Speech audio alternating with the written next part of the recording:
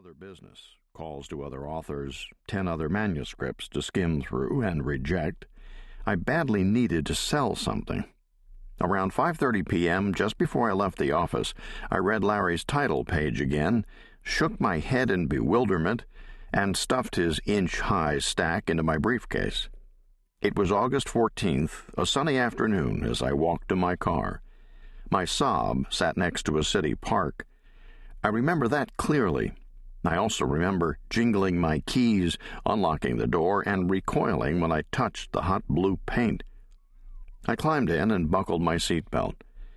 Traffic was horrendous in all directions, so I figured the thing to do was to stay put, to climb back out and go sit in the park and read Larry's stuff.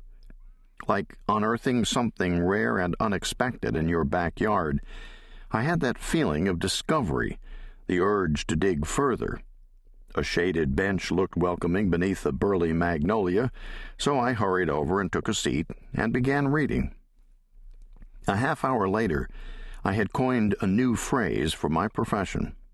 In my small circle of agent friends, a manuscript that we cannot put down is now known as a bencher. This is one that keeps you glued to a park bench and causes your spouse to question your whereabouts. In my learned opinion, Larry had written a bencher, or at least the beginnings of one, and by the time I had finished his third chapter and darkness was descending on muggy Atlanta, I was experimenting with the term double bencher.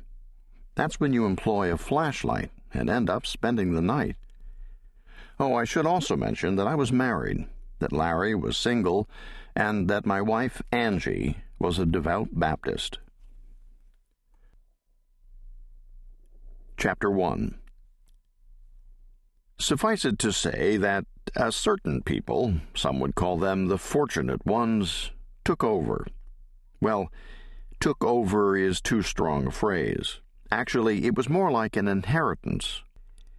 No, actually, it was more like they were sitting at a very long table with many strangers, and in mid-course all the strangers left without finishing their strawberry cheesecake, so the fortunate ones just helped themselves.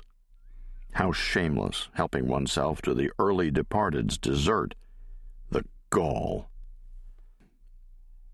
Lanny Hooch will be our hero, or anti-hero, or perhaps an innocent bystander, depending on your perspective. You see, Lanny was in the right place at the right time, in a church in northwest Atlanta on a Monday morning, on his knees atop hardwood floors, facing a baptismal. He'd been here once before, the previous Friday, and on that morning he'd assumed a similar posture. And you think Lanny was repentant? Repentant. Ha! Lanny owned Hooch Contracting, and on this day he was on his knees with his trusty Craftsman cordless drill, removing rusty wood screws from a ruined baseboard. The baptismal had sprung a leak, and the Baptists had summoned Lanny. He was a good worker, punctual with reasonable rates. Sometimes he cursed loudly if he hit his thumb with his hammer, and by 10 a.m. he had done this twice. He was alone in the sanctuary, however, so no one heard him. Or did they? During his break, he visited the men's room. He washed his hands at the sink, reached for a paper towel, and spotted a sign next to the dispenser. "Someone always hears," it read. The blue lettering was still wet, and Lanny returned to his work, wondering who had painted the sign. Perhaps it was because Lanny was on his knees, down front in an empty sanctuary on a Monday morning in August, that he was picked. Though at this point he was thinking only about lunch, and of course the 40-mile drive to his next work site, an elementary school on the south side of Atlanta. After he finished the repairs to the Baptist baseboard, Lanny climbed into his sage-green Nissan Xterra and headed for the school, where he was to install a kiddie commode, the kind that force adults to sit all squished with their knees up to their chins.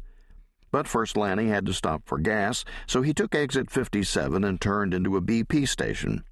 He stopped at this BP often. They usually had the lowest price.